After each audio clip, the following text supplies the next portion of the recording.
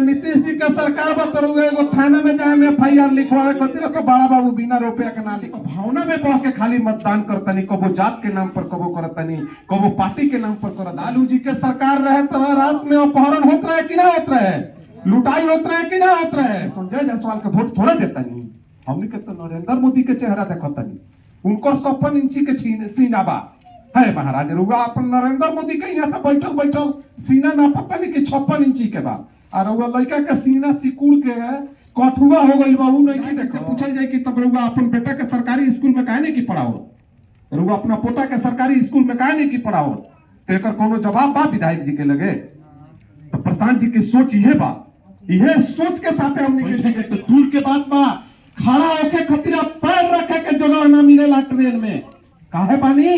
अतई हमने के गार्जियन लोग के गलती हो जौना के सजाए हमने के भोगे के पड़ता।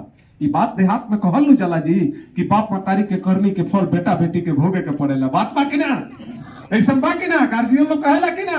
हमने के माता, हमने के चाचा, हमने के चाची, हमने के माता पिता लोग ये बात के समझावेला। अगर कहीं गार्जियन टाइप के लोग में अगर बैठी न से हमने के तो ये बात बतावल जाला कि बहुआ गलती ना करे के, अगर गलती गार्जियन करेला तो औलाद के भोगे के पड़ेला, तो हमने के उहे भोगत नहीं। तो ये चीज प्रशांत जी गार्जियन लोग के जगावे खातिर आइल बनी कि अपनी बार अपना बच्चा के चेहरा देख के मतदान करे के बा। कोनो पार्टी के नाम पर, कोनो जाति के नाम पर मतदान नहीं के करे के। एक बार प्रशांत किशोर जी के बात सुन के उनका भावना के साथ जुड़ के जन सुराज के दामन थामे के बा, जन सुराज के अपनावे के बा, ताकि प्लान के बंद कर जा। काम उहे हुई 5 गो मैनिफेस्टो जो प्रशांत जी के बा, वहां के सबसे पहल का काम बा कि प्लान के बंद करे के। दूसर का काम बा कि हमार चाचा चाची जे 60 साल से ऊपर के बा ओकरा 400 के जो पेंशन मिलता, 400 के पेंशन से कुछ होके के बा, नहीं होके के। तो वहां के सोच बा कि चाचा चाची भैया भाभी जे लोग भी 60 साल के बा ओकरा के 2000 के पेंशन दियाओ। एगो परिवार में अगर 2 बेकत बा तो 2-2000 रुपया दिया, 4000 होई, तो कम से कम वहां के अपन मान ले कि जीवन अर्पण करे के एगो आधार तो हो जाई नु।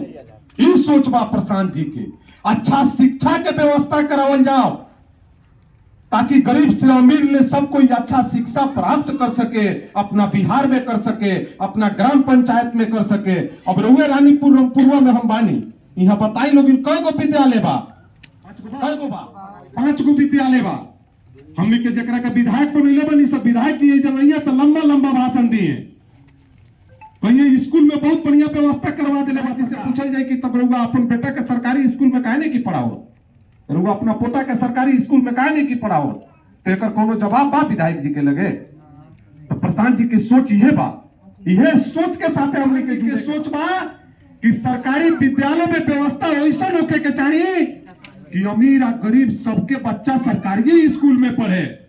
अब बताओ जाओ लालू जी के किडनी खराब हो रहे तो अमेरिका में गई रहे बदला, बिहार के वहां के मुख्यमंत्री रहल बनी नु।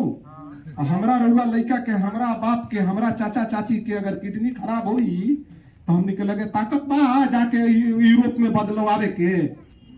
तो सरकार अगर लालू जी के रहे तो बिहार में वैसा हॉस्पिटल के व्यवस्था करे के चाहिए। हमने के तो भावना में बह के खाली मतदान करतनी, कबो जात के नाम पर कबो करतनी, कबो पार्टी के नाम पर करतनी। हमने के का कही ने अभी जो हमने के चुनाव आई रहो लोकसभा के, अभी बीतल लोकसभा के चुनाव जिसमें हमने किए अपने किए के आदरणीय संजय जायसवाल जी विजय भैनी भाजपा पार्टी से। तो हमने के का होता है यहाँ, हमने के सोच का बा, हमने के गार्जियन लोग से भी हम कहता नहीं, हमने के गार्जियन लोग के सोच बा यहाँ लोग कही ने हमने के संजय जायसवाल के वोट थोड़ा देता नहीं, हमने के तो नरेंद्र मोदी के चेहरा देखता नहीं, उनको 56 इंची के सीना बा है महाराज। रुआ अपन नरेंद्र मोदी के यहाँ तो बैठल बैठल सीना ना पता नहीं कि 56 इंची के बा, और वो लड़का के सीना सिकुड़ के कठुआ हो गई बा, नहीं की देखो इनू देखे के चाहिए कि राउर लड़का बेरोजगारी के मार झेल रहा बा। रुआ अपन पेट बांध के एक पेरा खा के एक पेरा उपास पढ़ के जो लड़का के ये बीए करौले बानी, आज उ दर दर के ठोकर खात फिरता 10,000 और 15,000 के रोजगार करे खातिर। यहाँ से हरियाणा, पंजाब, दिल्ली, गुजरात जाइल जाला कमाए खातिर, तो जाते जाते काम लागेला ना लागेला, 50 जगह घूमे के पड़ेला। सब लोग बुझ जाला कि ये तो बिहारी है, काहे खतिरा काहे बुझ जाला आकि हमने के 12,000 और 15,000 के नौकरी करे खतिरा। फैक्ट्री 50 गो फैक्ट्री घूमी ने तो कहीं काम मिलेला, 10,000 12,000 के सर्विस मिलेला कि ना। तो यह प्रशांत जी के सोच बा। जब यहाँ से सांसद जी हमने के हो गए नहीं, कितना सुंदर बात रहे। मतलब समझल जाए कि बिहार में पहला बार ऐसा बात रहे कि प्रदेश के अध्यक्ष अपना पश्चिमी चंपारण जिला के डॉक्टर संजय जायसवाल जी भई रही आ उप मुख्यमंत्री रेणु दीदी भई रही नु। तो हमने के दिल में बुझाई कि अरे हमने के अपना जिला के लोग जब उप मुख्यमंत्री हो गई, प्रदेश अध्यक्ष हो गई, तो अपनी मतलब समझल जाओ कि निश्चित रूप से चंपारण में विकास के गंगा बह गई। बात पकी ना। लेकिन कुछ भइल ना भइल। आज बेतिया के जो हॉस्पिटल में जब बरसात आवेला तो रहुआ हॉस्पिटल में जाए खातिर डांड भर पानी हेल के जाए के पड़ेला कि ना। अगर गलत बोलत होगी तो बताई होगी। यह प्रशांत जी के सोच बा कि अपनी पार नरेंद्र मोदी के चेहरा नहीं के देखे के, हिंदू मुसलमान नहीं के देखे के, जात पात से ऊपर उठ के काम करे के बाद, जन सुराज के साथ देवे के बाद, अपना बच्चा के चेहरा देख के एक बार जन सुराज के नाम पर मतदान करे के बाद। हमने के तो 25 साल 20 साल सरकार बनावे खतरा एक एक आदमी के समय देले बनी कि ना। लेकिन कोई हमने के साथ नहीं के देले। एक बार कोई 15 साल सरकार चलैला तो रात में लुटवावे के काम कैला। जे 25 साल सरकार चलैला उ दिन में लुटवावता। लालू जी के सरकार रहे तो रात में अपहरण होत रहे कि ना होत रहे, लुटाई होत रहे कि ना होत रहे। आए बेरा नीतीश जी के सरकार बतरुए एगो थाना में जाए में FIR लिखवावे खातिर तो बड़ा बाबू बिना रुपया के ना लिखिए।